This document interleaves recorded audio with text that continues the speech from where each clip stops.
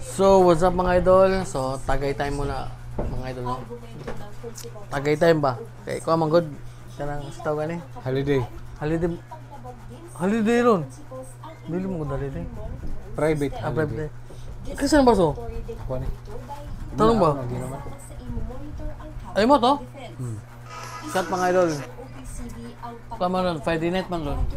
Friday. Pero di na ko na din ugma kay Kuan. Kanang Nanapugma na po phone. silo mo kuno ugma. Oo. Niya. Ako labot. Mutawin nga na namin mga idol kanang tagay-tagay pa lang sa ba. Kaya kanang wailingaw. Wala sa stress. Eh, kagisam doy. Mo na. Tanong ba? Mabitaw, samtang na lang may balita dali ba kanang about aning mga kuan ba, corruption ba? Mingno, unsa may kasulti sa mga corruption? Nga mo ikasulti gid na nga sana all anak og kontraktor. Sana all no, ala kog kontra. Sus. Kaya ta million na eh. Munang Bisag kuan lang unta ba kana nga parinti lang tawag taga DPWH. ay mapix na ta naming. Bito no.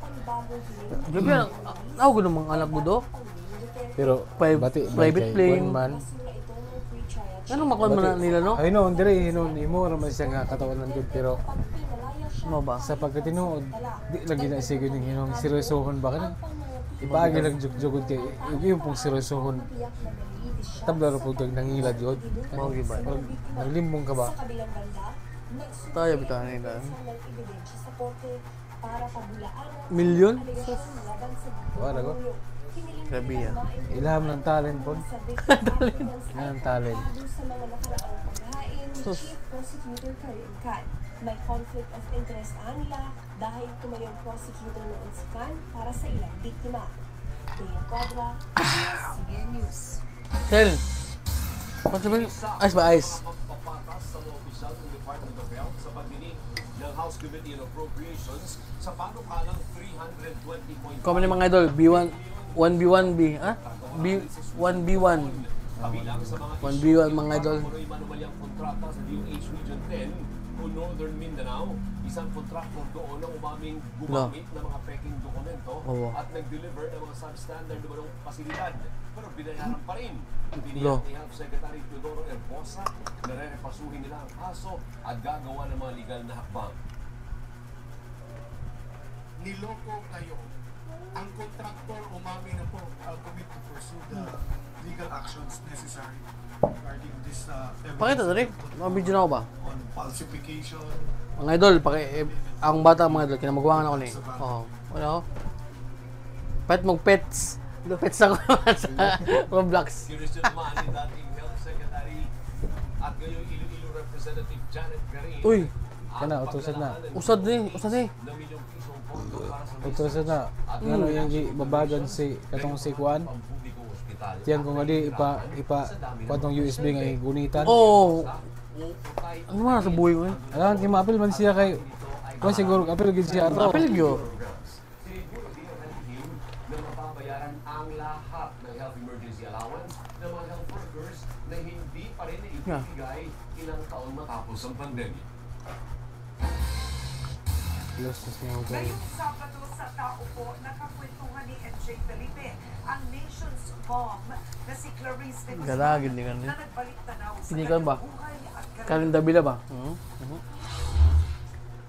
Unang nakilala ang dating Montesera nang sumali siya sa The Voice of the Philippines noong 2013. Kaya, guwapa na kayo. Nakita ko nakatalikod din ako. Nung may mga humaharap na coaches, hindi ko siya napapansin. Tapos ko lang na, oh my God, nakaharap sila na. Di man Ayos. pinalad na manalo, Yo. niya Uy! ipagpatuloy ang karera. Ang tubig, wala namang giyabo. Grupo-grupo kami. Wala namang giyabo ang tubig. Quiz, nakapag-go arena kami, nakapag-tour, siguro.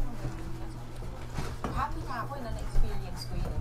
Pero paglabas ng PBB House, laking gulat ni Clang na marami pa palang nakatadhana para sa kanya. Hindi ko in-expect na madaming tao yung mamahalin ako. Parang binago niya yung buhay ko, binago niya yung career ko. Wow, ang daming pintong nagbukas kay MJ. panoorin niyo po ang kwento ni Clarice de Guzman sa Tao Ko ngayong Sabado 9:30 p.m. Mm. sa Kapamilya Channel, A to Z at Kapamilya Online Live. Nagbabala ang Bureau of Fire Protection na pananagutin ang sino mang magbibigay ng false alarm. Kana bang yun mo? Ito'y matapos Nasunog ang ng peke o kuwan. sa litrato na Gi-edit ra dai buisit kayo.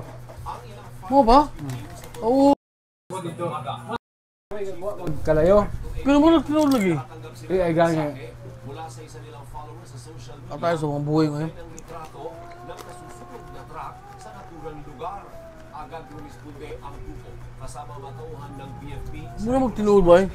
Ay gani. ng barangay 275. Mm. Pero pagdating nila doon, ay maayos naman pala ang kondisyon at hindi na susunog ang naturang Mo sasakyan. ni naka disadvantage sa AI. Unahin ang mga lalabag na mula Tao. 37,000 hanggang 50,000 pesos.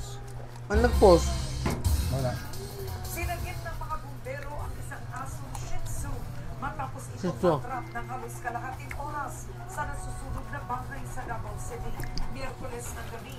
Kita sa video na binubuhusan ng mga bumbero ng tubig ang asong si Odi na nagtamo ng mga paso sa katawan at nahihirapan na siyang huminga dahil sa nalanghap na usok. Isinugod ang aso sa Davao Emergency Veterinary Hospital at sumasailalim sa oxygen therapy. Ayon sa veterinaryo, masusi nilang binabantayan ang kondisyon ng 13 taong gulang na aso dahil maraming hayop ang hindi nakaliligtas sa carbon monoxide inhalation.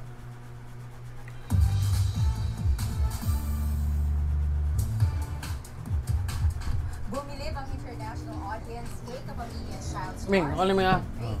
Mga idol, shot mga idol. The best supporting actress for TV program. Close sa last. 25 content Asia Tama Award. pero Nagsama-sama naman ang mga Grabe kanyang. Kini mga idol. Kini, duty pa siya ugma alas 5 pero pwede talaga eh. nagpapatrol Ana Celes. Gabi lagi. ulos man kita. Balag magtagay mo, basta mo duty lang yun.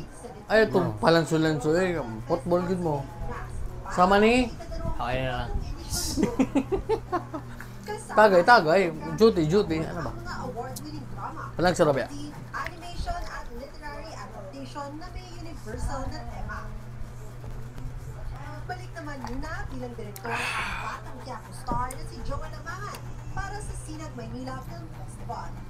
Mino. Kabilang ang pelikula ni Direk Joel na madawag ang landas pag-asa. Update lang ta mga idol ha, sa atong video.